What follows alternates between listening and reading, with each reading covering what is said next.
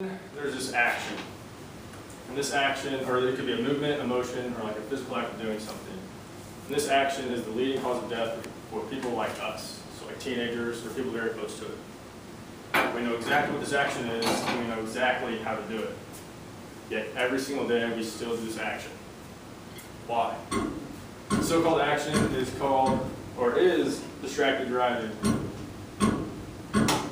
And we know exactly what it is and how dangerous it can be. Does that stop us? Not as often as we hope. The National Traffic Safety Administration, in its You Drive, You Text, You Pay article, dated October 5th, 2020, concluded that distracted driving, included under vehicle accidents, is the leading cause of death for all teenagers. This statistic incorporates all of us, as we are also teenagers or only a few years past. Many of us may also know of someone who has been in or affected by an incident of distracted driving.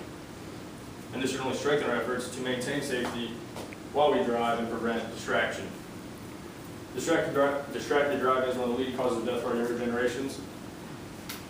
And despite knowing so much about it, many of us still do it. It is natural to become distracted in almost everything we do, but it is critical to limit those factors and act on them to prevent distractions in the future and drive safely. In today's world, distraction is all around us. It is hard to avoid and oftentimes comes to us in our times when we are most vulnerable. And as a prime example, while we're driving. According to the CDC, in the article Distracted Driving on cdc.gov on October 9th, 2020, said that every day in the United States, 8 people die from distracted driving. And this leaves out the thousands of people that are only injured due to distracted driving.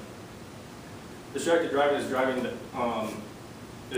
while doing anything that takes your attention away from the act of driving. And there are 3 main categories of this. There is visual, manual, and cognitive. So anything that, or I guess it's pretty self-explanatory, anything that takes your eyes off the road is visual, anything that takes your hand off the wheel is manual, anything that distracts you is cognitive. If we fall into any of these categories, we are unable to drive effectively, and it hinders our ability to do so, which is makes us oblivious to our surroundings, and which is arguably the most important part about driving.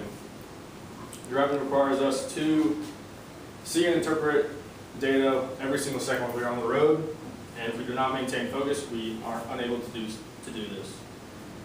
But before we are able to do something about this, distracted driving, we must first understand what causes it.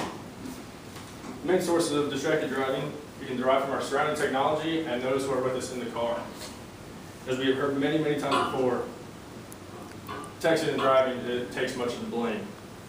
Texting while we drive can be one of our most destructive behaviors. It is a habit that is incredibly hard to break, since the urge to respond to someone seems to overwhelm us. And this also pairs with our seeming addiction with technology, which is a whole entire subject of its own. John Dieter, in Avoiding the Dangers of Distracted Driving on Farmers.com, August 11, 2020, states that it takes 4.6 seconds when sending or receiving a text message, and this is the equivalent to driving a football field of length with your eyes closed.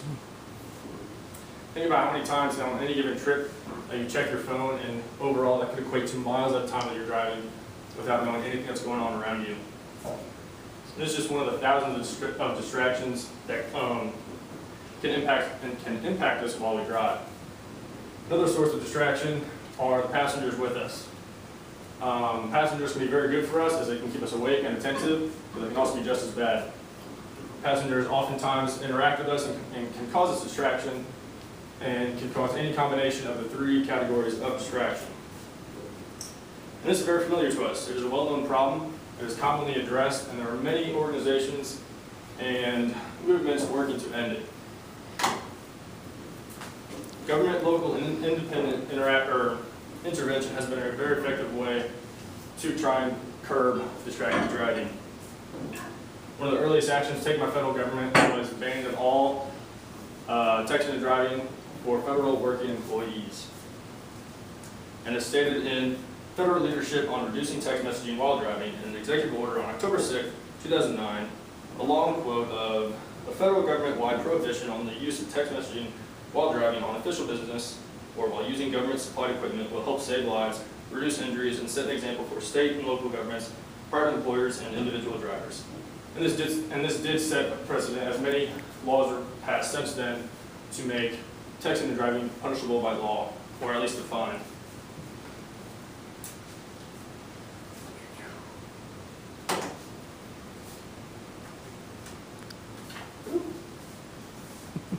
Other solutions, oh my goodness, are easy as just turning off your phone or putting it on silent. There are many apps nowadays that once you reach a certain mile an hour, they can silence all notifications on your phone, and there is an app called, for example, Drive Mode, which I have now downloaded. After you reach 50 miles an hour, it silences all notifications and sends out auto responses to those who text you, and you can also still listen to music and use navigation tools. And these are just a few of the solutions that make it very easy, but our willingness to change could be the only thing standing in our way. Distracted driving is a problem we are all aware of and is a common cause, and we know the common cause of it as well. However, our willingness to change could be the only thing standing in our way because it's just something similar we can do, but oftentimes we just don't. It is very easy to drive distracted, and oftentimes we do not even realize that we are distracted until it's too late. The list of causes for this is too long, as anything on the road or outside your car can distract you at any given time. And something very similar we could do is easily just turn off your phone or put it away from you while you're driving.